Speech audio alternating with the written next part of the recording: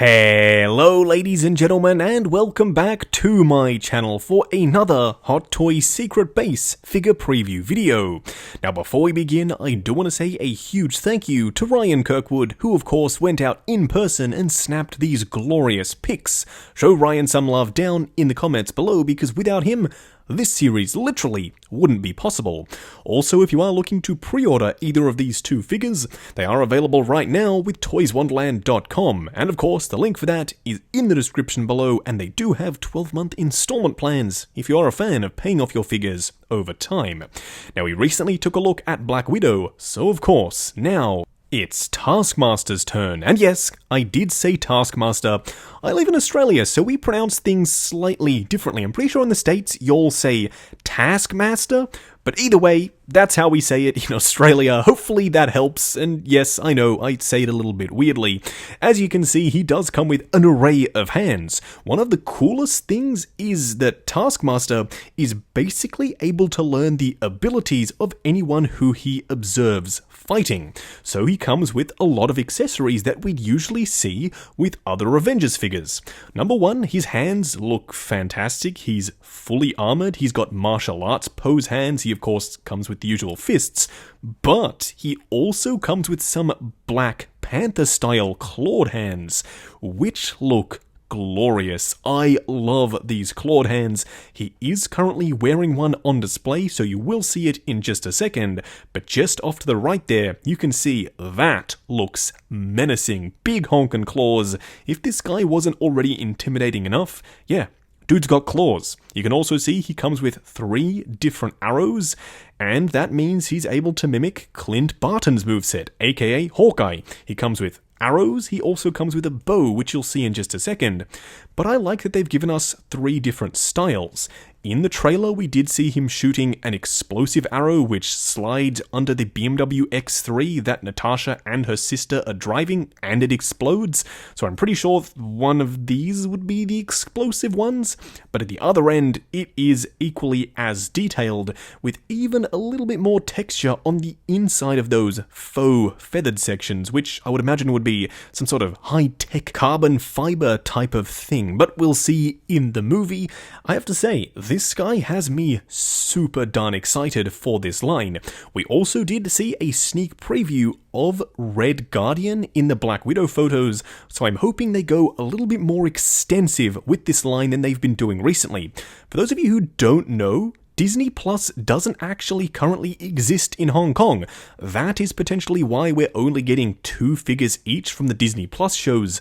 But Black Widow sure as heck exists. They've got cinemas over there that will be playing it, same as everywhere else in the world.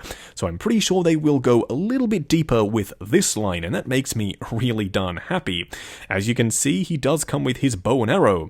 And of course, Taskmaster's branding is on point. He does have his signature orange that is tied into his outfit on the bow here. You'll see what I mean in just a second, but this guy's branding game is next level. He should be the envy of all branding professionals. Either way, the bow looks fantastic. It does have a real string, so you should be able to pose it pulling back the string, and that's of course what that 2-finger gesture hand was for from earlier. You'll be able to have him holding one of the arrows and pulling back the string, which is always a good thing. I remember when some companies were doing the pre-posed fixed versions of bows. Luckily nowadays we don't have that issue.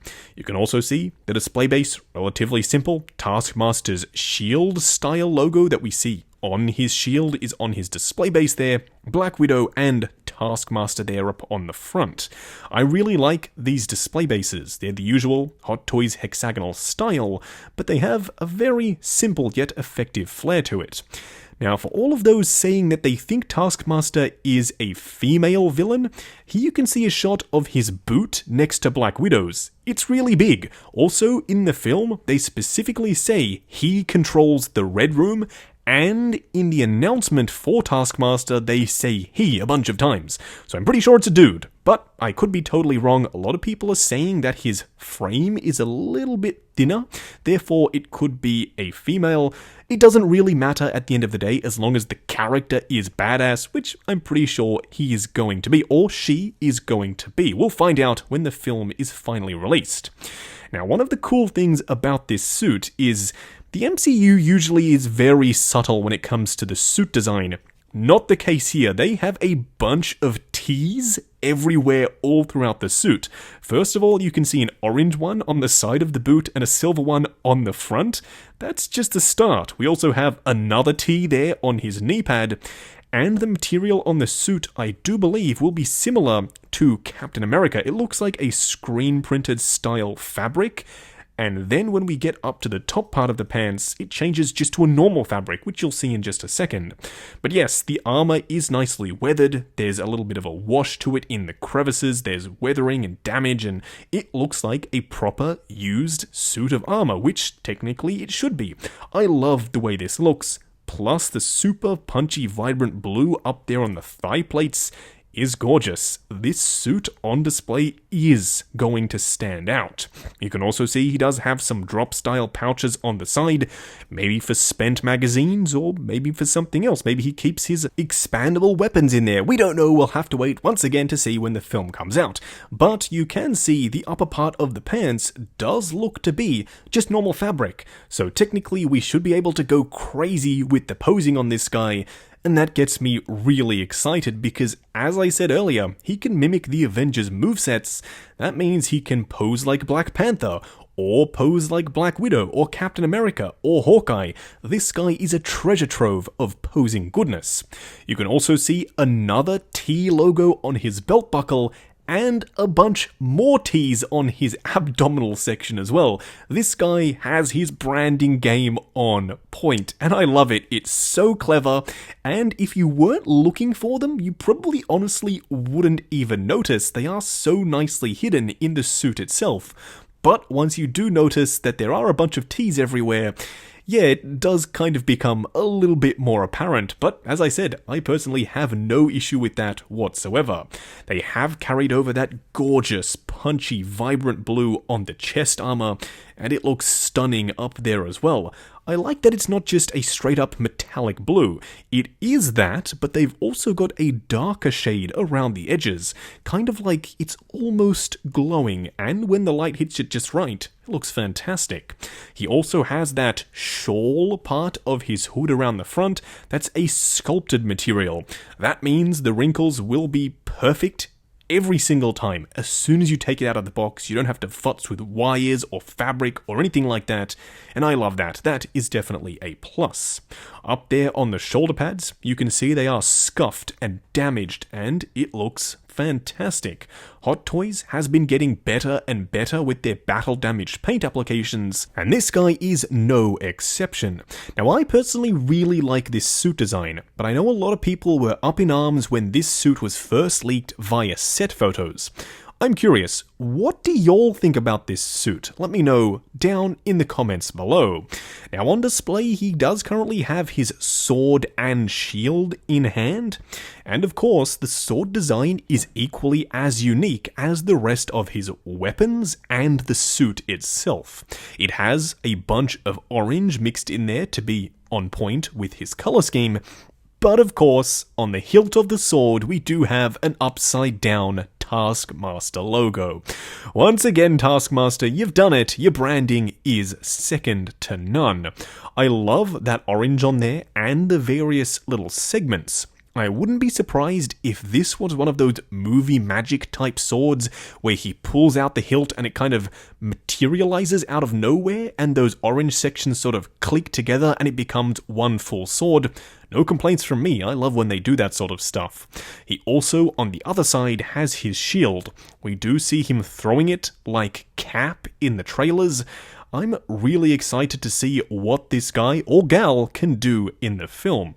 He also has a set of claws on the arm, and correct me if I'm wrong, but it looks like he doesn't have any straps on the shield.